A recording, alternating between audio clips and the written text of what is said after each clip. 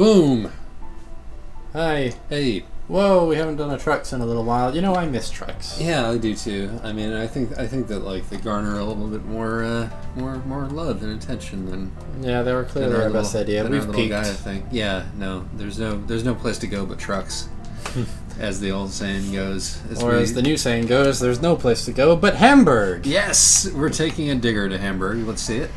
Two diggers. Very cool.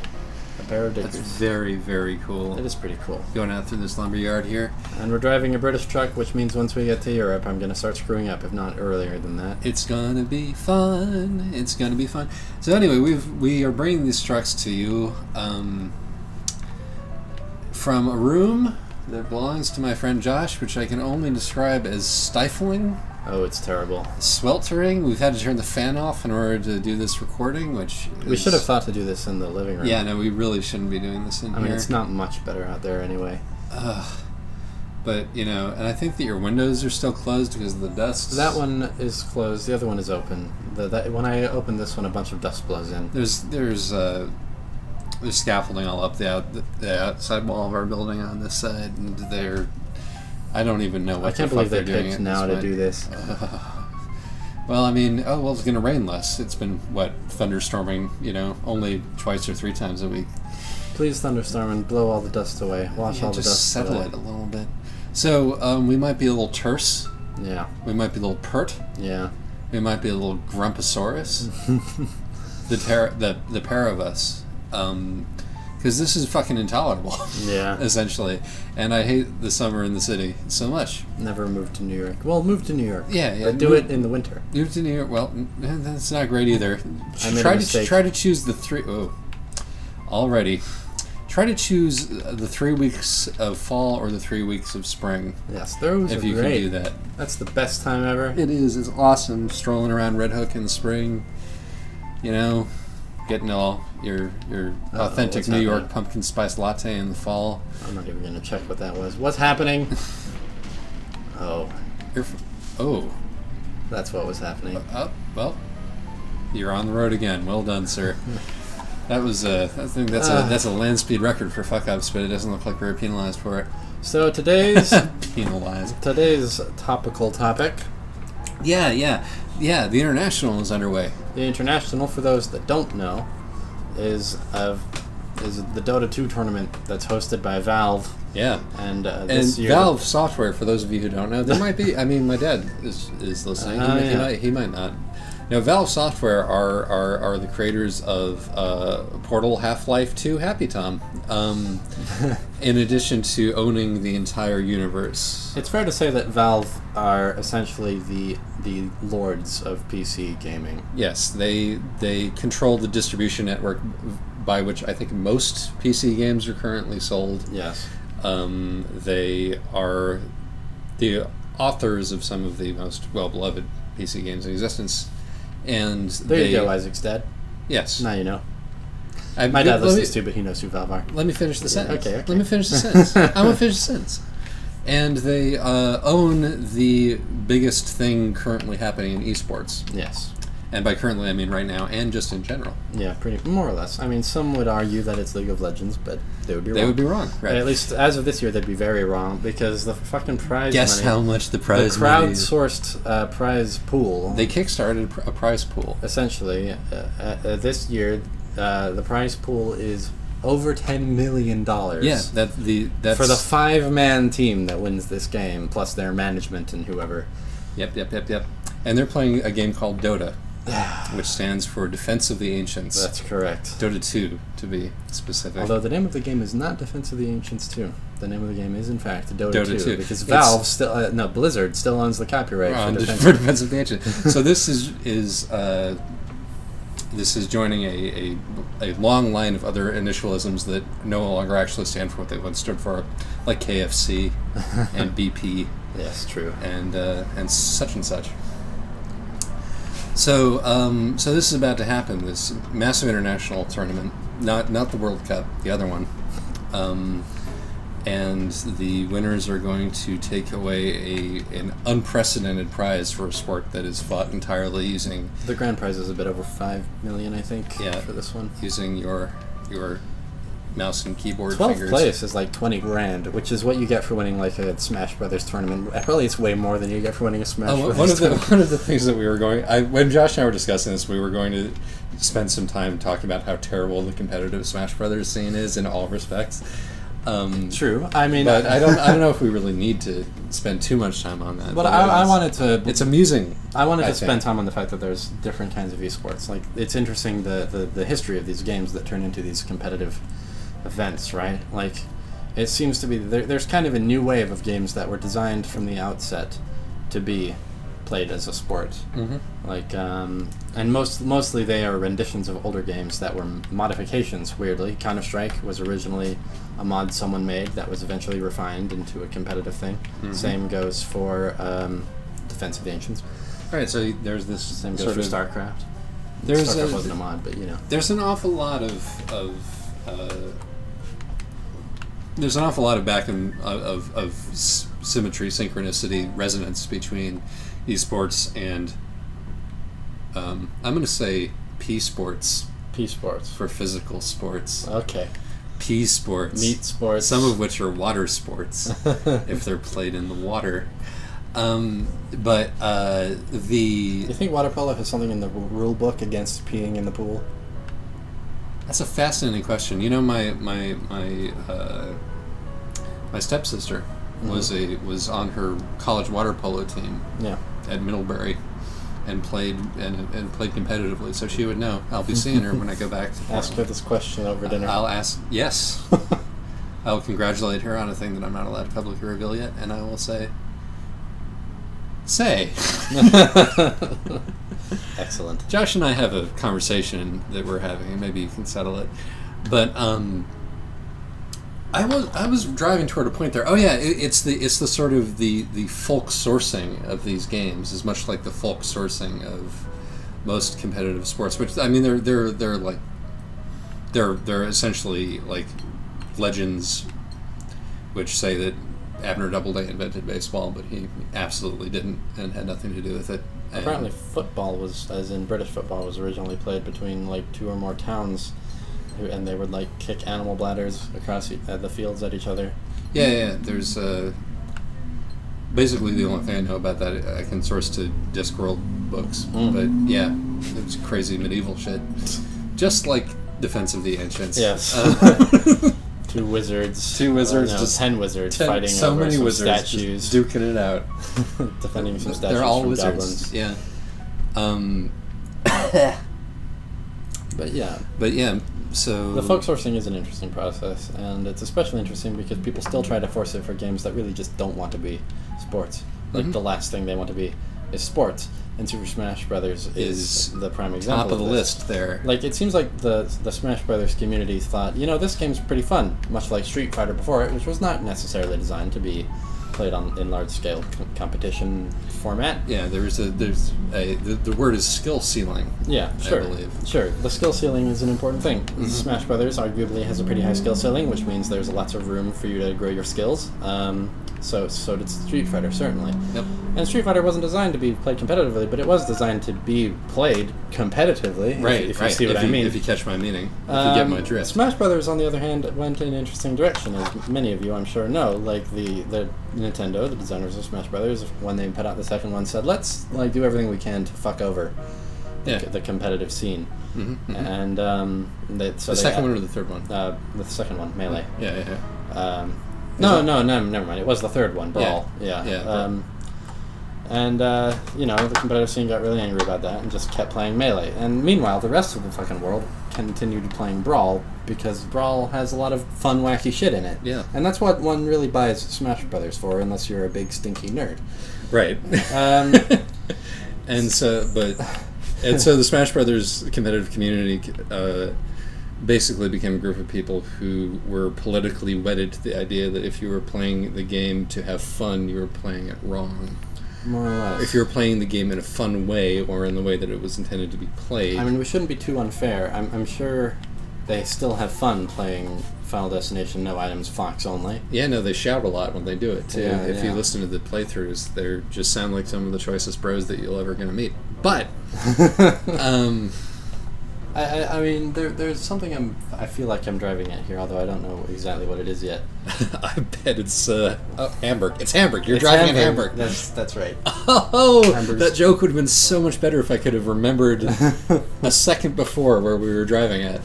Should have waited. Should have delivered it more slowly. No. Then the moment would have been lost. I was damned if I did and damned if I didn't there. Maybe so.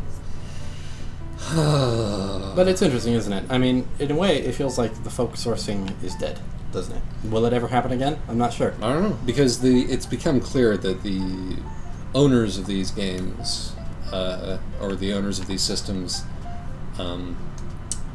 they control massive amounts of money. They do. If these games become top tier. And I mean, there is this sort of thing where Dota and League of Legends are essentially the same game, though. Yeah, I mean, League of Legends is being worked on by one of the guys who like refined the original Dota mod. Right. Dota was originally a mod of Warcraft 3, right? Right. And Counter-Strike was originally a mod for Half-Life, and they were all available for free for owners of those games. And like big nerdy communities, people who would download mods for their games, just formed around these things. And that's really interesting. And those people like all kind of work together as a community to make it the tightest piece of gameplay possible. And then in the case of Dota, Valve bought it and said, let's monetize this. And also in the case of Counter-Strike, Valve bought it and said, let's monetize this. Yes. But here's the thing. Counter-Strike Go has kind of some mod support, but not really much. And Dota 2 has no mod support. So it's kind of Valve saying, good job, guys. Now we'll take it from here forever. Forever. Like, everything is in our hands now. Well, and, I mean, for the most part, it's good. I mean, it's not like mods have stopped being a thing that happens, though. But what is a game that has mods now? Like, StarCraft 2 has them, and StarCraft 2 has very impressive mod support, but it's kind of obsolete in a way, because in Dota, in Counter-Strike, in StarCraft 2, you can queue in the ladder. Like, you can actually play it competitively without having to find an IRC channel full of nerds who want to do a scrim with you. The game will just sort that shit out for you. Meanwhile, if you load up a mod in StarCraft 2, you can't do that. You can only load the one map. It almost feels intentionally gimped to prevent things from getting out of hand. I mean, Blizzard has a bad history with this, right? That's what happened with Dota, and, like, look at the big money pot they missed. $10 million. Yeah. I bet Blizzard wants that $10 million. Blizzard and Valve I'm sliding the Marvel and PC of modern... DC. DC. The Mac and PC, the Marvel and DC. The Marvel and PC of modern DC gaming. Yes. The AC and the DC. I'm in trouble, man. Yeah. You're sliding down. I can't get over this hill. In a way which is really amusing. What if I, like, rev my engine before... No, I can't get up this hill. Maybe you should go back down the hill. Then. But look how sideways I am. Oh my god. I think I might have to get towed. Oh, ignominious. You're not even out of the UK yet. Yeah, I think you have to get towed. I don't see any way out of this. Oh my god. Oh, we're going to be late to Hamburg. Where are they towing you to? Edinburgh. I think it said. Great. Well, that was pretty good. Those two trees are the same. In the loading screen, there were two identical trees. We were talking about... I was talking about mod support. Yeah. So my question is, though... but none of these games that you're talking about were modded from competitive games. Well, they didn't exist at the time. Yeah. I mean, not officially competitive games. Mm-hmm. But I mean, they were... It's like Counter-Strike was modded from a single-player game. Yes. Right? Although it had multiplayer. Of course. But, yeah. And, while World of... Well, it's a sort of a different situation with World of Warcraft. Yeah, World of Warcraft isn't really an e-sport, it's just a popular multiplayer game. Yeah. And it's a so the next esport may emerge as a mod of like Shovel Knight. I wonder. Or I genuinely wonder like how the next esport will emerge. It's an interesting thing. I mean, there's this sort of I mean, part of the legitimacy of it, in a universe where like the games are owned and operated by single entities, is in the grassroots history of it. I think that like if a company tried to make and release an esport, the resistance, I think, would be tremendous. I think that you have to have the player base first. It has happened. Mostly. I mean, StarCraft 2 is that. Yes. I mean, it happens, but mostly just as rehashes on older things. Right. Although StarCraft 2 does change up the formula pretty significantly. So does Counter-Strike Go in certain ways. But they're still essentially refinements on a previous system. I'm trying to think. There must be some example of a game that did it more whole hog. I mean, Blizzard certainly didn't intend like international televised competition to be the outcome of StarCraft 1. No. Right. So, but it did famously. StarCraft was the biggest esport for quite a while. Indeed. In Korea, there are TV channels dedicated to it, and so the legend says. And so on and so on. But sports are weird. Yeah, but now we're going into this. Now we're going into this tournament. You got your fan favorites. Yeah. You got your documentaries about it, which are ads. Are ads, but B do a very good job of aping the sports documentary format, because that is essentially what's going on. You have like kids who came from nothing growing up in Ukraine with nothing but a dream and two thumbs becoming international celebrities of a sort. Yeah. I mean, a lot of people know who Dundee is. Yeah. I bet his town knows who he is. I bet they're making. I bet he's been in the newspaper. If they're not making a statue, then I think that they've lost a trick. Navi aren't doing so good this year. No, maybe his time's up. Maybe he's a wash-up at the age of like 12. 12, or whatever the hell he is. Yeah. Oh, that would be sad. Kids playing video games. Bringing home millions of dollars. Exactly. You spend all your time inside, ruin your eyes, and maybe bring home a multi-million-dollar jackpot someday. Yeah. Although, of course, the vast majority of them won't, which is part of the difficulty with esports, as they're currently played, is that the wealth sharing mechanism is not in place in a way that it is with league sports in America, and so the teams who win get lots of money, and the teams who are the very top tier can do stuff with endorsements and gear and that kind of stuff. Yeah, but there's nobody drawing a salary anywhere. Probably not. I mean, if there is a salary, then it is being paid by desperate investors. Yeah, I mean, or sometimes. I mean, I think isn't the Chinese government kind of bankrolling some of the Chinese teams? Is that? I mean, I know that a lot of them have their living expenses paid. Like, they have these training houses that they live in, and they are fed pizza every night or whatever. Right. Pizza. That's only some teams, though. That's like a high level expense for an esports team. Yeah, the daily pizza. No, the house. Yeah, so the ridiculous figure salaries that even a crappy Major League Baseball player makes are not something that occur perhaps yet. No, I mean, or perhaps not ever, because there doesn't appear to be any move toward making an infrastructure. How do the lesser sports do it? What is a poker pros?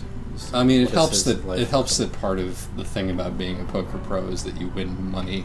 Yeah, sure. By playing poker, that's sort of. But that's the deal with you could poker. Say the same of Dota, in a way. You play Dota. You don't bet money on your Dota matches. I guess. So what you're saying is that when a poker pro practices, he's actually going to a casino and betting money and winning. Yeah, or people make money as poker pros. Yeah. By taking money from people who are not very good at poker. That's true. I mean, that's not a great example. I mean, if you it's in favor of the casino. There are, however, actually probably what a better example would be would be Olympic athletes who are not paid. Right. They are not paid by the. They're not paid by the Olympics. I mean, they're not paid a salary. They're not paid. What they're doing is essentially sponsored by the host country in an effort in a bid for international glory. Right. And the name of the Dota tournament is the International, and these teams, with a few exceptions, all come repping their host nations. Yeah. Although sometimes there's more than one per nation. Yeah. No, I mean, clearly. Yeah. It's not like the World Cup in that, but in the Olympics, you get multiple people. But from the same nation. Not usually competing against one another in the same event. Well, yeah. I mean, there are in teams less often. Yeah. But in like one player or two player. Yeah, the diving. In one person or two person. You're right. Like all three people like, on the dive podium. The question is which Chinese athlete is going to win the gold and which is going to win the silver. True. So really, maybe the future of this endeavor is patriotism, is national pride. I think the Chinese teams are kind of already on this in a way. Yeah, they're getting a little bit of support to bring home the bacon.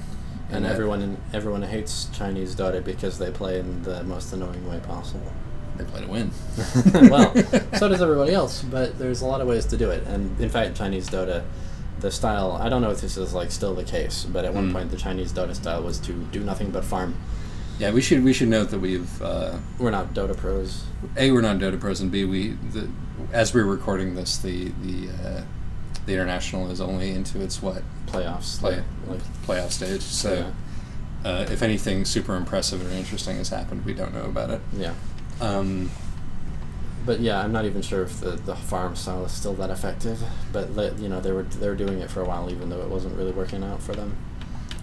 No, this is once again a sort of an Olympic deal. You got your teams have their standby training methods, which evolve over time, and sometimes an innovation occurs which changes the way that absolutely everybody plays the game. Yeah, and sometimes your Fosbury flop. Sometimes styles emerge which are dominant but unpopular. Like you see that in the World Cup, absolutely. Yeah, the dive taking and all that. Well, the countries that do a lot of that have been punished unmercifully over the last couple of rounds. That's good to hear. Well, and that's I'm just bagging on Brazil here. That's all. Right. So not like in an official capacity. They've just been outplayed despite that, or. Well, yeah, I mean Brazil spent a lot of its time in the match where they got demolished, taking fanciful dives in an effort to get the Germans down a dude, and that did not work. And if that were a design flaw in a game like Dota, it would be patched the fuck out. Right. Real fast. Well, I mean the rule books. It's not like the rule books in professional sporting. No, yeah, they're set in stone either. They're refined, but there's the difference, right? Like the Dota rulebook is far more detailed and arcane than the soccer rulebook, which I'm sure is plenty detailed. But like in soccer, you can make it illegal to do this particular thing, but in Dota, you can make it so that it is impossible. You can not only make it so that it's impossible, but you're not just making it like illegal to run with your hands waving above your head or whatever it is, but you're like reducing the damage from this guy's spell by like 12.5%. Right. I mean, except when it's level 3. The best thing. I mean, the closest thing that you can do in soccer is change the ball. Yeah.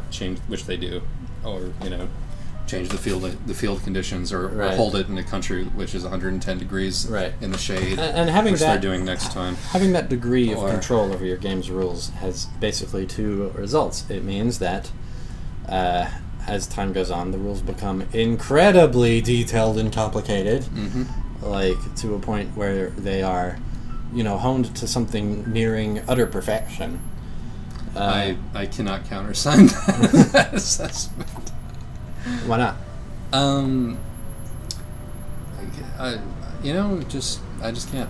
Okay. It just seems that is generally not how software works. Oh, I mean, you're gonna find bugs and shit, but no, again, I mean,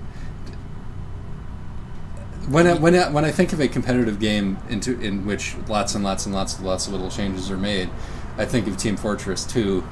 Oh, I think of but I that's realize done with a completely different. I realize there's a philosophy. different driving motive there, but it's like it's hard for me to imagine the act of updating a piece of software continuously as endless refinements when in my lived experience it's mostly about breaking it over and over again. Well, it's handled differently now. Like, all of Dota 2's balance decisions are in the hands of one man, a man who has proven himself an utter maniac for this sort of thing. And, you'll always be able to find quibbles because they're always adding new things, and sometimes new bugs are introduced. But generally, the game over, not just since Dota 2's release, but since Yule originally designed Defense of the Ancients for Warcraft 3, the game has become this astounding piece of design. Right. Like, full of, just so much ridiculous levels of detail, like everything, well, almost everything of which, contributes to, something people are willing to spend $10 million or $40 million collectively to watch get played competitively. Yeah. Okay, go ahead. Sorry, go ahead. Or don't go ahead. No, you. I will go ahead. Oh, fuck. What was I going to say? No. It's gone. It's gone. Well, the reason I raised that point is because the other side of that coin, where things are refined endlessly, is that they become and this is kind of the elephant in the room that we've yet to address, they become incredibly impenetrable. Yes.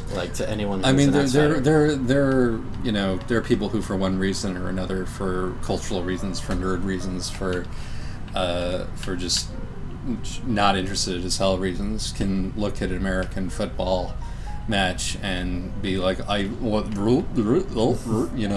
Martian, it's all Greek, and make funny jokes about how complicated and weird and incomprehensible it is. But the truth is that with any professional sport as it is played, if you actually want to figure out how it is done, all you have to do is watch a match. Yes. And listen, and the rules of cricket will suddenly become relatively obvious if you just watch cricket. Even cricket. My God, where am I going? Not in that direction. It's a good thing the game prevented me from taking that wrong turn. I was pretty intent on taking. The thing about video games, even a video game like this one, is that if you don't play it for a while, you end up losing your chops. Yeah.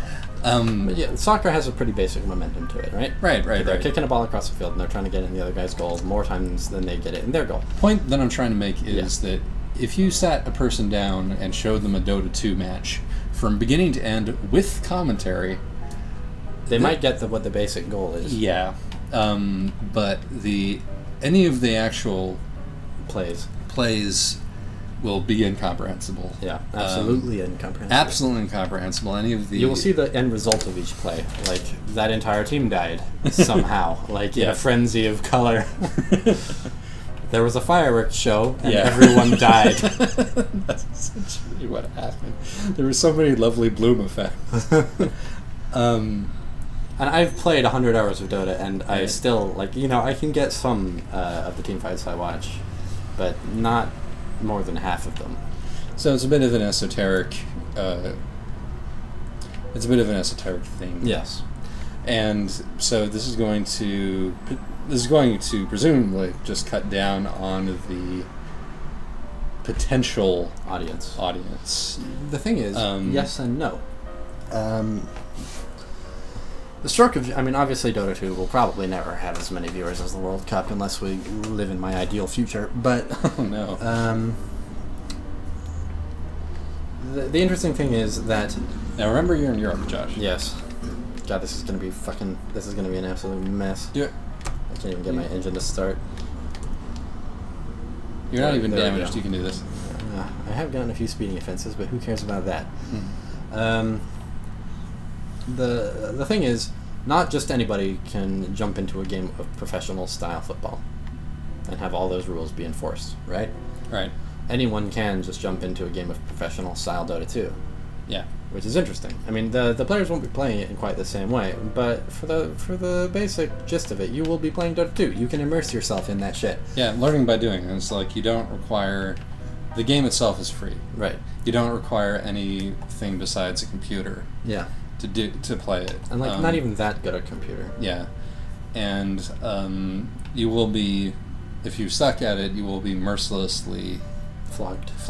But there is a place where you can go as a noob to learn to play the game. Yeah. And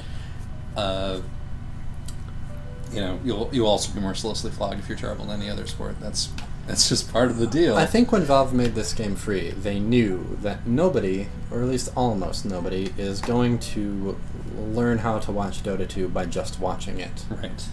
Which is an interesting departure. I mean, and this is kind of a beautiful thing, because the argument can be made that this is true of all sports. Right.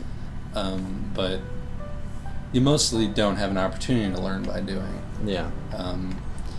And certainly not to learn by doing on a professional team level and doing exactly the same kind of game. Playing by the same exact rules. Playing by the same exact rules that a world class player team. Even if you play pickup games of soccer every day, you're probably not you've probably committed several things that would get you yellow carded and no one really noticed.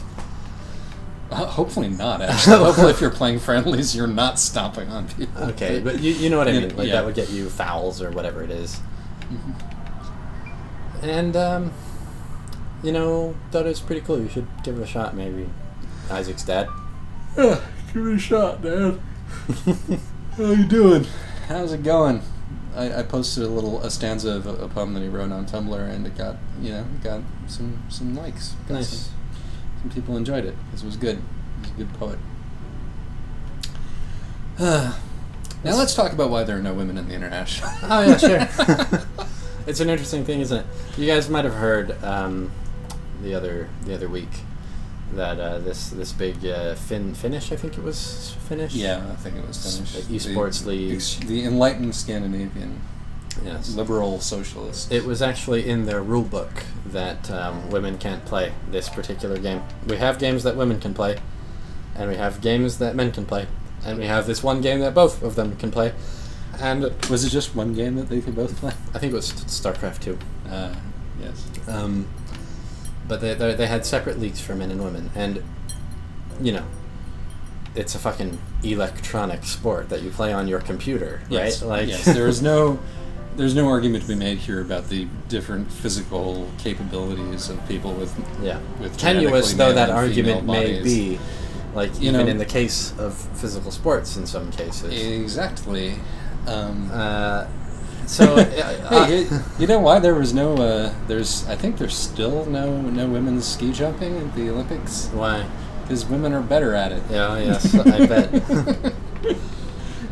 That's just the worst. There's that thing that goes around Tumblr too. I haven't verified it, but it's so believable that there's this woman that outbatted Babe Ruth at one point. Yeah. And after a week after that or whatever, they it was changed declared the rules able for women to. Yeah. As well, but just because. Yeah. Yes, that wouldn't be right. Oh. But anyway, so you can see the issue here. And it was so unpopular. No one thought it was good. I mean, some stupid nerds thought it was good, but no one real thought it was good. And actually, in a couple of weeks, they changed the rules so that both men and women could play any game. But you know what? In the end, that's too little, too late. Really, I just batted someone with my digger. I don't even care. Because the fact is that in every way other than on paper, these events are essentially barred from women to participate in because of so many things. Because to begin with, it's because the culture of these games is prohibitive for women to participate in. If you reveal that you're a woman playing Dota or Counter-Strike or whatever it is, a game where you pretty much need to communicate with your teammates over the microphone, the shit's just gonna fall apart immediately.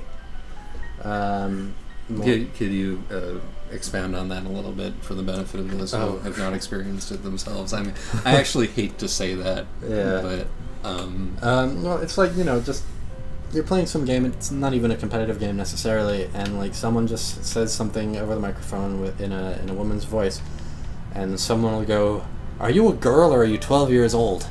Right. And and thus either they'll shut up or they'll say something again. They'll say, "I'm a girl," and then the entire server just devolves into not even just those with microphones. Those people who just have to type in text will try to get her attention with sometimes it'll be This is where the term white knight comes in. Like, people say that. That's the first time I ever encountered that term. Is like, people will start making rape jokes at this woman, and then some other people will say, like, hey, don't treat her like that. But even they, like, right. most of the time are just trying to impress the girl, right. that, like, because they never see girls. And it's, you know, the prevailing wisdom is that there are no girls on the internet, and guess why not? Well, that's 4chan. There are no girls on the internet. Sure. And clearly that's no longer the case in most parts of the internet. Right. But it is. That's good. That happened in my lifetime. Yeah. You know, it's like the percentage of the internet and fuck. No, it's been dealt with. No car alarm. The percentage of the internet, like, as taken as a whole, in which women are not shouted out of existence just for being there and being female, has rocketed from like 5% to whatever you would call it now. Yeah. Actually, to the point where like gaming is one of the few places left where it's a serious problem. Yeah. Well, it's a serious problem in a lot of places. As it is in so many areas of the gaming world, gamers are the biggest obstacle to interesting things happening in games. Yeah, because they are somehow incredibly conservative. I mean, not in the political sense necessarily, but in the sense of resisting with all their might anything that might appear to change like, the way things are done. I will defend the relevance and the potential of the gaming medium to my dying breath, but I will also be the first to admit that it attracts an awful lot of man-children, right? With all kinds of socially arrested development. Mm-hmm. And it's like, and once again, like, this has receded in many ways. Like, first from sort of text adventure, sort of muck-based gaming, then it's receded more and more from indie gaming. But it's sort of currently in contention in AAA gaming, right. But in competitive gaming, it's there's no question yet. It's these old nerd communities, right? Like, right. You know, the gaming criticism scene is emerging, and it is very much on the side of women, almost universally. But these are people who have kept thinking, right? These are not the people who played Counter-Strike and, like, found a clan and, you know, had all these lovely, meaningful experiences playing these games, but ultimately, like, weren't prepared for things to change culturally around them. Mm-hmm. And, you know, it is interesting the patterns of how these things work. But yes, ultimately, what I'm trying to say is that this is obviously a huge obstacle to women getting into esports, because how are you going to learn, like, the high levels of competency you need if even on the entry level, like, you can't perform the communication which is necessary. XKCD comic for this week sort of had a hidden message in it. It was sort of it was kind of just like, oh, hey, let's graph the careers of top players in these various different pursuits. But two of them were chess and women playing, or like men playing chess and women playing chess, basically. And the difference in competitive skill level over time for women, based not on like women as a whole suddenly realizing, suddenly learning to play chess, but on the change in the attitude and the culture of competitive chess playing, and I have to say also the sort of the arrival of China as a power in chess, where I'm not qualified to make sweeping statements about the way the gender is policed in China, but it is different than the way the gender is policed in the West. Mm-hmm. That suddenly the standards of the top women chess players in the world went from okay but not as good as the male grandmasters to like as good or better. Over the course of like 30 years. And it's all about just whether it is seen as a viable option. Although there are still people who, well, there's that guy on your reblog, Shane. It's like Yeah, still people in happens. our little corner of the internet who are like, well, we just don't know. Maybe it's physiological. That's why there are no women playing Dota. You know? Yeah, maybe. I guess like there's nothing to disprove that, but also Show me the science, man. Show me where they've done studies. yeah, it's a mess. I mean, God. I mean, what are you gonna do, right? Like, I would like it if Valve would. There are female teams that play Dota. Generally, they have to play in their own leagues, like, which is bizarre. Like, they are not disinvited from the international in any way, but these are like smaller leagues with and teams with less money, so they just aren't gonna reach that threshold of skill. And I feel like Valve are at this point where they can raise $30 million, right? $40 million for the prize pool of their tournament. Mm-hmm. Surely they could do something. They could put their thumb on this particular scale, Yeah. in some way. I mean, Valve is like, if you were to pick one giant gaming company to do this, Yeah. it would be Valve, Totally. because of Portal, because of, which was designed by Yeah. women, started women. You said it's designed by women. I didn't say designed by a women. I didn't say that. Whatever, man. It's designed. Women were on the design team. Women for were on Portal. the design team for Portal. Valve are generally a pretty ethical bunch of people. For the most part. Yeah, They're much better than Ubisoft. that's not difficult. Yeah. So it would be lovely to see. Yeah, and I don't know what they could do exactly. I don't know. I feel like it's one of those things where you would want them to just start a discussion. Yeah. Yeah. It's like they know who their fan base is. They know how to talk to they know them. with exacting and scientific and creepy detail who their fan base is. They know that there are all the fallacies about women not buying or playing games, or just that. They know who is driving the engine of Team Fortress. They know all of this stuff, and so it would be great if they could take more visible stances in these regards. It would, and maybe sponsor. Maybe sponsor some teams. That'd be good. Maybe I mean, Maybe they could be the ones Gabe Newell making the has investment. Gabe Newell has more money than Jesus. That's true. It would not hurt Valve to. The only way in which So it they could can- hurt them was by hurting their reputation. But among the people who it's pretty much right to hurt your reputation amongst, so it might cut into their short-term profits. I mean, I imagine that they will that if one were to have this discussion with them, they would say this scene is in its infancy. Yeah. This is not the time to rock the boat. Maybe. And I would say that the fact that the scene is in its infancy means that it is exactly the right time to make these changes, so that you're not trying to push a mountain later on. Yeah. The fact that the culture of esports is in its infancy, and you see people trying to mold it into the image of Like a boy club. esports, Esports. into the image of like this male-dominated sporting world that currently exists. You do. I mean, that's what And the that's Smash what Brothers scene is. That's what the Smash Brothers scene. That's what like the Hungarian. This Hungarian. That was what that was about. You guys know that this is something I said to Isaac earlier today that I enjoyed. You guys know that kid that you try to play Smash Brothers or whatever other game it is, where like you can change the rules a bit, and he insists that you play on this particular set of rules. In the case of Smash Brothers, it's no items, final destination only, and it just happens to be this particular rule set where he dominates.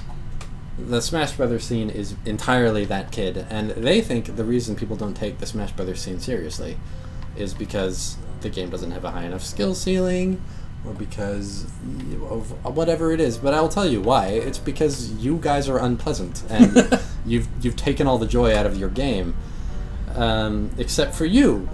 For you guys, like you've made it so you are the only people who could possibly enjoy this. The people who are already playing it.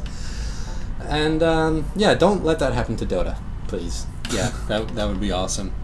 I have to I cannot leave it unsaid that whenever we play Brawl, guess who it is who whines until we turn off the smash balls. We never turn off the smash balls. Listen.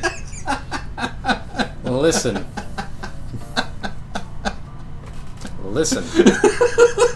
These are not the same thing. I'm also the person who always selects random characters and generally spams the random map button before anyone can object. I know. I mean, and both of these decisions are actually making the game less fun for you and in some cases for the rest of us.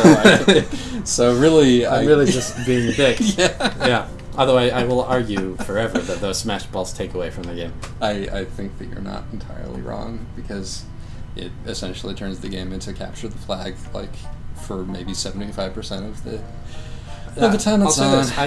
I can dig the smash balls when everyone is playing random. But when, for example, you're always playing Lucas, and you can always get it with your lightning ball, and so we always see Lucas's final smash, that just gets monotonous. And monotony is the enemy of Smash Brothers. Okay, I will admit that. I will also just suggest that you step your game up. Well, yes. You can always leap into the lightning ball. Clearly, I should get on your level. I should body block the lightning ball so my teammate Joey can get the smash ball and summon the fucking you won't see the landmaster. You won't see my smash anymore. Problem solved. The landmaster is my second least favorite. Oh god, I fucking hate that thing. Right, we're not. I mean, as this should make clear, we're not bagging on Smash Brothers the game. No, we love it. We love Smash Brothers the game. It is precisely the fact that they're making Smash Brothers the game into a dry, gray, reflection of literally flat and featureless reflection of what the game actually ought to be. Yeah. On what the game is. Yeah. that we are objecting to. Yep. Dota doesn't get that, right? Like, that's the beauty of Dota, is that it is probably the most complicated esport. There is just so much shit in Dota. Yep. There are damage types that only one unit in the game does. How many units are in the game, Josh? God, hundreds of heroes. There's more than 100 heroes, and some of them can summon smaller units, and there are units that just live on the map. And did you know that Roshan is named after someone's soccer ball?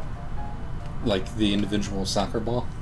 Yeah, a soccer ball someone had. Like, one of the people who was working on the mod, the person who added Roshan, named him after his soccer ball. Why did his soccer ball have a name? I don't know. But this is the wonderful thing. Like, this huge, these are multi-million-dollar industry of a game, yeah. Bears the mark of the personality of its creators, which is so great. It's 3 creators, essentially. What's this? Your phone is making noise. It's not me. Is it my phone? I don't see how it could be. Pause. It's neither of our It's phones. coming from outside. It's not even going to be on the microphone. Don't worry about it. Hey, it was coming from out the window. We're dumb. Yeah, we are. But our opinions are massively on point at all times. Yes. And we have managed to spend an entire, actually rather longish episode of Trucks talking about esports. Yeah, how cool, huh? So hooray for us. Now you have all the correct opinions on esports. Yep, because we dished them out. Dota 2 good? Dota 2 good. Brawl bad? Oh, no, Brawl is fine. It's the people who play Brawl that... Competitive Brawl. 28%... Oh, who play competitive Brawl. 28%. How dare you tell anyone how to play a video game? StarCraft 2? Okay. Yeah, no problems with StarCraft 2. Blizzard, yesterday's news. Pretty much. Valve, the wave of the future. Pretty much. And let's sneak in a plug for Miblibli's Quest, because the wave of the past is the wave of the future, apparently. Although most people are playing Shovel Knight, which is essentially the same idea. It's not an esport, but y'all should play Miblibli's Quest. It's like Shovel Knight if it were harder and more punk. It's basically like Mega Man 1, except it hates you. And itself. It hates you. And itself. Yes. I don't think it actually hates itself. The guy seems pretty proud of it. It's pretending. It's absolutely pretending to hate itself. Yeah. Which is kind of a little annoying game. But it's a very good game. I could talk for years about indie games. If anyone has beat the eggs level, can we talk? I still can't get through the fucking eggs level. Nah. In a patch, that brings me back. He released a new version where the DDR arrows are a little bit more forgiving. That's probably for the best, but kind of also contrary to the spirit of the thing. Yeah. I mean, actually, that is good because they seemed a little buggy in a way that the rest of the game didn't, if you know what I mean. Okay, we're out of things to talk about. Turn on the fan. No. We're gonna make it through. I saw the waveforms that the fan makes. It's right next to the mic. Yeah. It'll be hell. Yeah. Anybody who's come this far with us on this particular topic deserves at least turn it on right after we park so they can hear it. An unmarked. Yes, I will do that. I will shout poetry over the fan noise. Did you guys know? Oh shit! Did you do it again? Fuck it all. Let's just go. Did you guys know we've never been to Hamburg before? Yeah, no. This is our first experience as a hamburger. Out of my way, everybody! Beep beep. Coming through. God, look at that. Look at the texture mapping on the back of our Hoosits there. That's actually quite pretty. Oh fuck! It is pretty good, except that it's perfectly symmetrical. Yeah. That's unfortunate. You couldn't have sprung for two of them, but you flipped them just so that we knew. At least they didn't also flip the fucking hell. At least they didn't also flip the lettering. Come on, dude. I can taste it. We can get out and walk from here. You can do this. Then the diggers wouldn't get there. You can do this.